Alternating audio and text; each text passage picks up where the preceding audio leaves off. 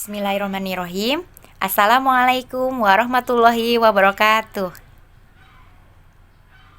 Terima kasih atas jawaban salamnya dari siswa-siswi yang hebat dan luar biasa. Alhamdulillahirrabbilalamin. Puji syukur kehadirat Allah Subhanahu wa Ta'ala. Hari ini kita masih diberikan kesempatan dan masih diberikan kesehatan sehingga kita dapat bertatap muka walau tidak secara langsung karena masih suasana pandemi COVID-19. Tapi tidak mengurangi semangat kita hari ini untuk mendapatkan materi yang akan Ibu sampaikan mengenai SRA.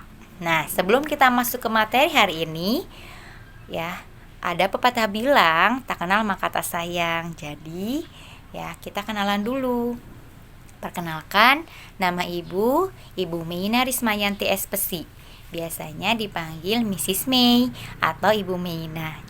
Ibu salah satu guru bimbingan konseling di SMA Negeri 1 Lemabang. Salam kenal dan salam genre. Salam generasi remaja. Terima kasih. Nah, hari ini kita akan langsung ke materi yang akan Ibu sampaikan mengenai SRA. Yang tadi sebelumnya kita udah sebutkan ya materi apa hari ini yang akan disampaikan. Ya, SRA itu apa sih, Bu? SRA itu singkatan dari Sekolah Ramah Anak. Nah, ini adalah program yang diselenggarakan oleh pemerintah Republik Indonesia.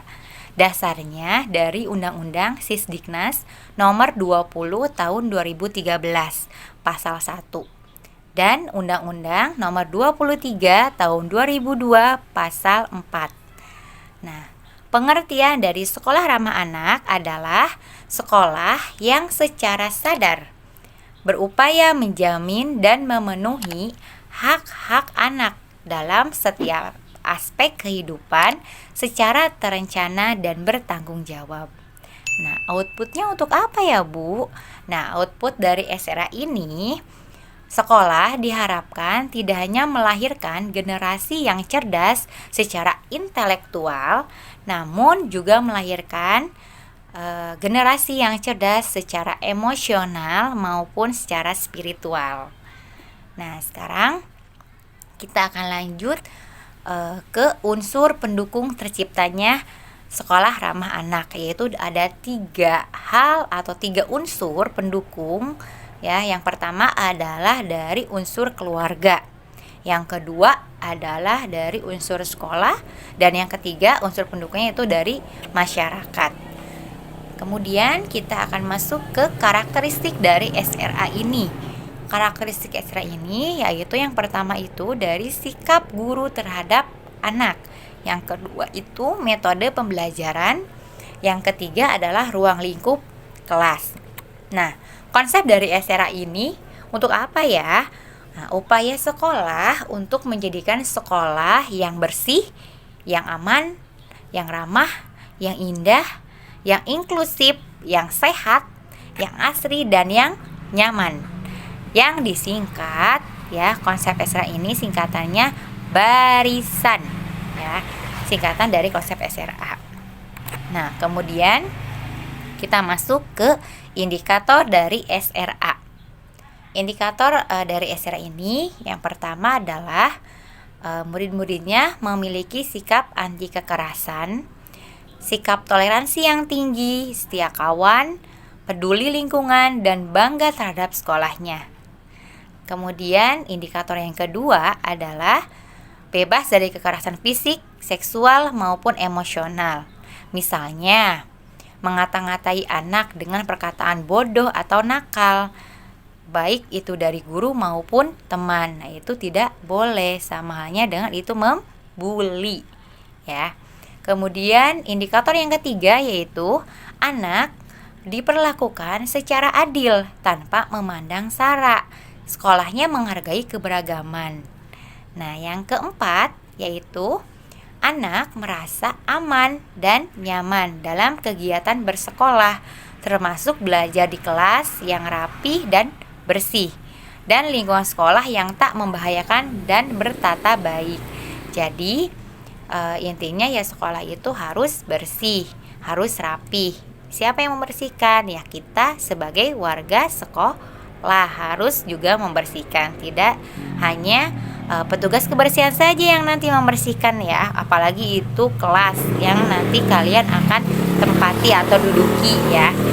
Nah, kemudian indikator selanjutnya yaitu anak senang mengikuti pelajaran dan tidak memiliki rasa takut, cemas, was-was, atau rendah diri dalam bersaing dengan teman-teman lainnya.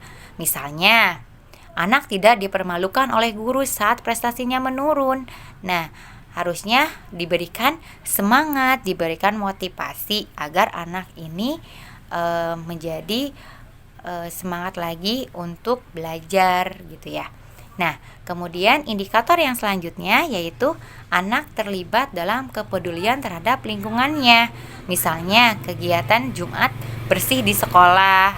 Nah, nanti di sekolah itu biasanya sebulan sekali akan diadakan Jumat bersih. Nah, itu tidak hanya yang piket hari itu gitu ya, tapi seluruh warga sekolah membersihkan lingkungan sekolah bersama-sama gitu. Kemudian indikator selanjutnya yaitu makanan yang dijual di kantin sekolah berbahaya atau tidak.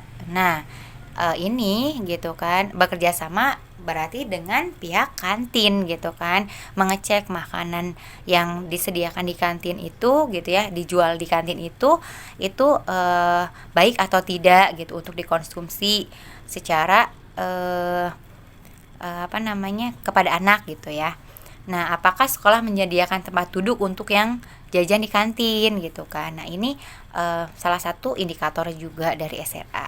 Kemudian anak tidak dilibatkan dengan urusan keuangan yang terkait dengan kewajiban orang tua, dan anak tidak menerima sindiran saat tidak memberikan sumbangan dalam kegiatan amal tertentu.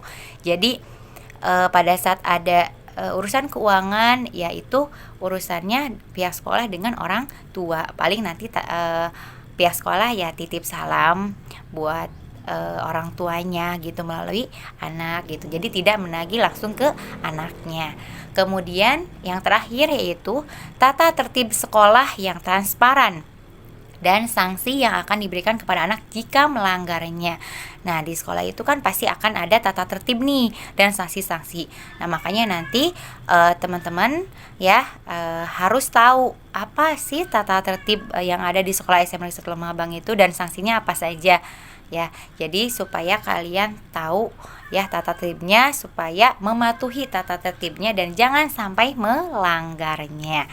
Nah, kemudian ya kita akan membahas mengenai bagaimana cara mengembangkan konsep dari SRA ini gitu ya, sekolah ramah anak ini ya. Sekolah tidak hanya tempat untuk belajar dan bermain, akan tetapi anak juga diberi kesempatan seluas-luasnya untuk mengeluarkan pendapatnya, kemudian menilai pelayanan sekolahnya, termasuk juga menyampaikan penilaian dan pendapatnya mengenai orang tua dan gurunya. Nah, ini cara mengembangkan konsep dari sekolah ramah anak. Nah, itu sampai di situ ya materi-materi hari ini. Semoga bermanfaat buat kita semua. Terima kasih atas atensinya.